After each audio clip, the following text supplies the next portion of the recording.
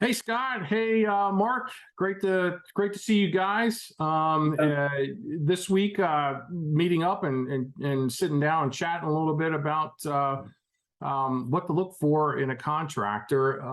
Today's special guest we have is Scott Curtis. Scott Curtis and I had the honor of meeting Scott in late 2018. And I remember it's late 2018, Scott, because your wife was very focused on the Steelers game that night. I remember very much so. Yep. And Scott ended up getting a house, I believe, in early spring of 2019, which was really awesome. And from there, I got a chance to really form a friendship with Scott. And really excited to have you part of this today.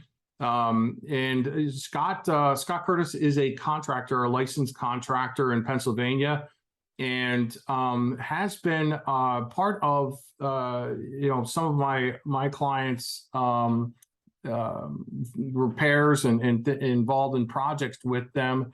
So I thought I'd kind of introduce you guys to him and have him talk a little bit about what to look for as you think about projects or think about potentially selling your home, or if you do buy a home and there's opportunities to get things repaired, Scott's your man to plug in.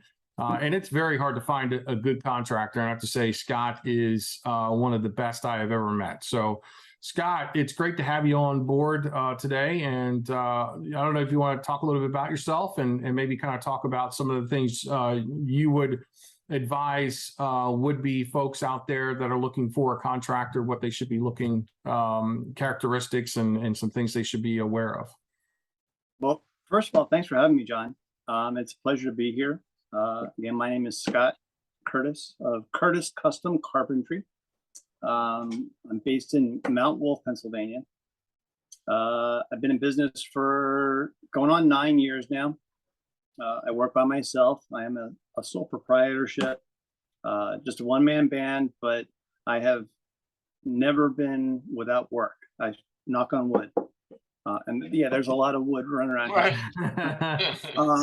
here. Anyway, yeah, like John said, we met when we bought a house, my wife and I, and it has been the blessing from God, and this is our forever home, I believe. So be that as it may. Anyway, as far as looking for a contractor or anybody to do work for you around your home, it has been my experience that what you want to look for is somebody that you can actually really communicate effectively with. Somebody that's friendly, somebody that respects your time. And it's not necessarily just the face-to-face communication. It's the over the phone or the text messaging or emailing. I tell people all the time that the secret to my success is basically, I first of all, I do what I say I'm going to do. Mm-hmm. I return phone calls if in fact I don't take the call immediately. And I try to do the best that I can possibly do for my customers. My customers always get more than what they pay for. That's just me as a person. I mean, I'm about as honest as the day is long. So I'm going to try to treat my customers as fairly and give them more than what they expect. I'm going to under promise and over deliver. And that has worked for me. Yeah. As far as dealing with contractors, generally speaking, yeah, there's a bad rap. I mean, anybody with a pickup truck and a hammer can call themselves a contractor. But the reality is that you do have to be a quote unquote general contractor in Pennsylvania. You do have to be licensed, and that's not a terribly big deal, with the exception of the fact that in order to get a contractor's license, you actually have to show that you have liability insurance as well. And that liability insurance kind of helps cover it. Well, it's my insurance, but it helps to cover my customer or help protect my customers if in fact I would do something that, would create a problem. So Scott, that's actually a really good point. There's actually 2 points you brought up I wanted to touch on before I forget. The first one is if If they're not licensed, then they don't have to carry that liability insurance. And if there's damage or anything like that, it's less likely that they'll be able to recoup those costs, right? That's correct. Yep. Okay. Yep. And also as a licensed contractor, that shows the professionalism too. At least in my book, if you're carrying liability insurance and it's you're thinking not only just about your business and taking your business serious, but you're also taking the customer's business in their house and things like that very serious. Yeah, absolutely. The one thing you just said earlier, and I apologize, really struck a chord with me, and I really want to highlight this for our viewers, is a contractor should respect the customer's time. And I've worked with several contractors before, and that was the biggest complaint, actually, Scott, from my wife about contractors, that they don't respect, the customer's time. Can you kind of outline what you mean by that? Just for everybody to understand when you say a contractor should respect a customer's time. Absolutely. So it starts from the very, very beginning. I mean, as soon as somebody calls me or emails me or communicates in some way and says, "Hey, I want to talk to you about such and such a project," it's my job immediately to acknowledge the fact that they've made a request. They want to talk to me about something, whatever it may be. And the first thing that I do is I want to try to reach back out to those people as quickly as I possibly can.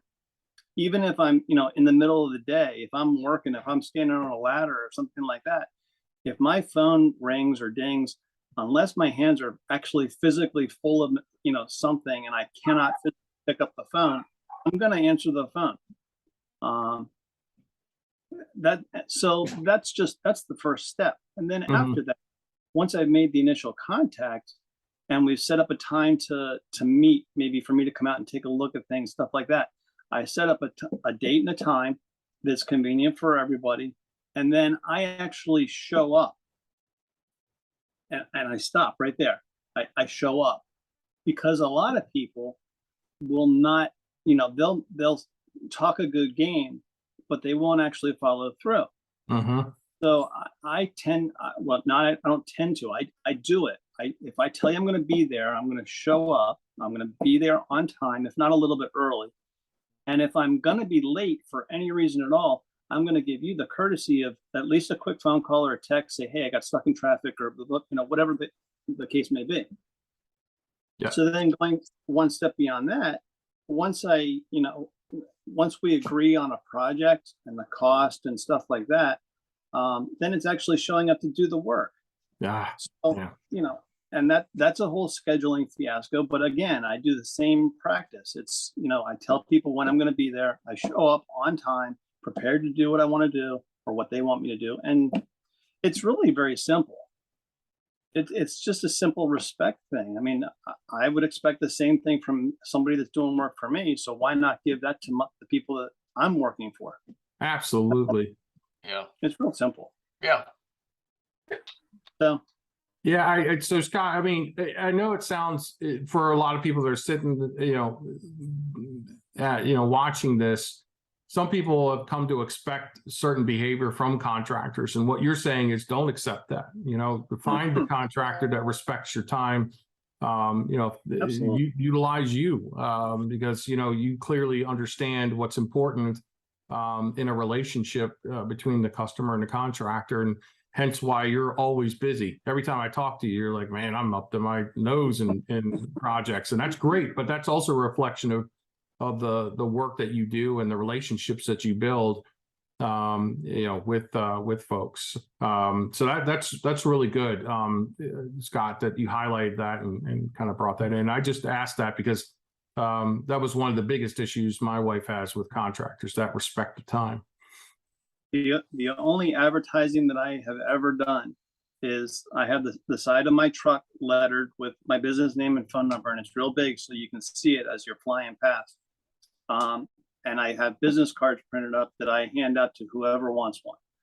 that's it. I don't advertise on Facebook or anything. I have a Facebook page, but I don't use it like I should probably. I don't do any other advertising, and I've been busy consistently. So Yeah. Yeah. it's all word of mouth, Yeah. which is great. The one thing I really appreciate about your comments about communication, Scott, or being available, or being present, right, to Yeah. answer the phone, right? It's so huge. John and I have both, we experienced that in our businesses. People need answers, right? And if there's Mhm. not a line of open communication available, they can't make decisions. They struggle, right? Right. What decision? How do I go move forward? Yep. If a line of communication isn't open? And so I appreciate hearing that you value that, and customers do too, Yep. because they need to be able to access the people they're working with to get the answers they need. And John and I, in our business, sometimes the answers aren't good. Sometimes they're tough to relay, right? But if you're open, honest, have an open line of communication, tell it like it is. That's it. Those folks can move forward with the decisions they have to make. So I Yeah. appreciate that aspect of the way you do business. And they Open. respect. Yeah, they respect you. It's easy to give good news, but you know, if you have to give some tough news, but you do it in a way that's respectful. People respect that. They will Yeah. even tell you that later. You know, I really appreciate the fact that you had to give me some bad news, and you didn't like ghost me, as they say, right? Yeah. And Yeah. ignored them.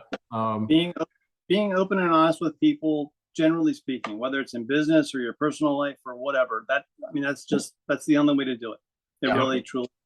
So That's there's why Yeah. you're never looking for business, Scott. You know, Yeah. Well, my others wife- may. Yeah. Business is finding you. Yeah. So Scott, we talked about communication as number one. What's another red flag, or if as our viewers are looking and saying, okay, what if Scott's not licensed in Maryland? I got to find a contractor in Maryland.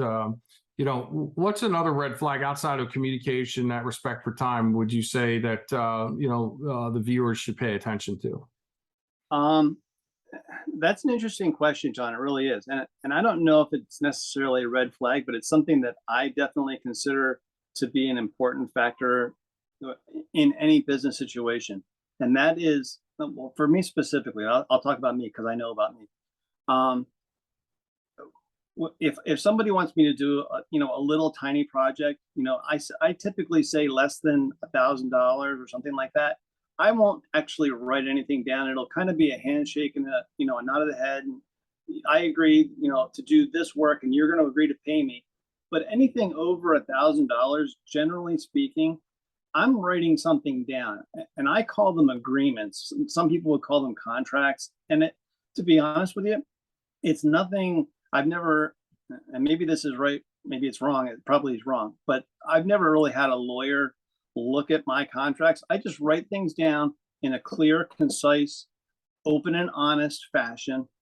I ask the customers to ask any questions that they have, and then they sign it, date it, they give me a deposit, we agree on a time to come do the job, and it's done. Yeah. So the red flag, to get back to your point, is you want something in writing if you can, from a customer's perspective, not necessarily it protects both parties, quite honestly. Yeah. But if a contractor is not willing to write something down and to sign his name on something, making an agreement, then I don't know, you may not want to deal with them. I mean, that's just the way that I feel. Yeah. I want to be as open and transparent and whatever that makes you feel the most comfortable from a customer's perspective. My job is to hold your hand through the process. I'm going to tell you anything you want to know, whether it's good, bad, or otherwise. And we're going to get through this project, whatever it may happen to be. We're going to do it together as a team. So, yeah, no, that's really good. So, some of the 3 points here, we'll get wrapped up here, Scott. But one of the first things is the contractor has to have good communication, right? Good communication back with you. Another good point, they should be licensed, definitely licensed. That really shows that the professionalism is there. They take their business serious, and you're protected as a customer. You also talked about the fact that they show up. They say what they're going to do, and they do it. And then a very good point that you just highlighted was making sure that especially deals where you're working with a large sum of money, that there should be something written down explaining what the project is, potentially dates of the project, and both parties are signing, because that way it shows that both parties understood what was going to happen and commence. Which I totally agree with you. If you have a contractor that's doing a job that's $3,000 and they're like, look, we'll take care of it, don't worry about it, then I would definitely get concerned, especially if they're asking for a deposit up front without anything in writing. That's a big red flag, and I would slam the brakes on. I've heard many stories about people giving a deposit without anything in writing, and the contractor running off with that cash, and there's nothing you can do about it. So so good. That's a really good point, Scott. And for our viewers out there, definitely going to be inviting Scott back. I love having Scott to talk with. Actually, I miss Scott. He's been so busy, and world's been so chaotic. It's been great to reconnect and get you on here, and looking forward to some more discussions around more specific projects and things that come up, because there's always I get a ton of questions around contractual type of work and things like that, and I'm sure there's some topics that our viewers would benefit from hearing your perspective on things. So thanks again, Scott. Yeah, thanks again for your time today, and looking forward to talking to you a little bit more. Thanks for having me, John. Oh, no problem. Nice to meet you, Scott. Thank you. Take care. You too.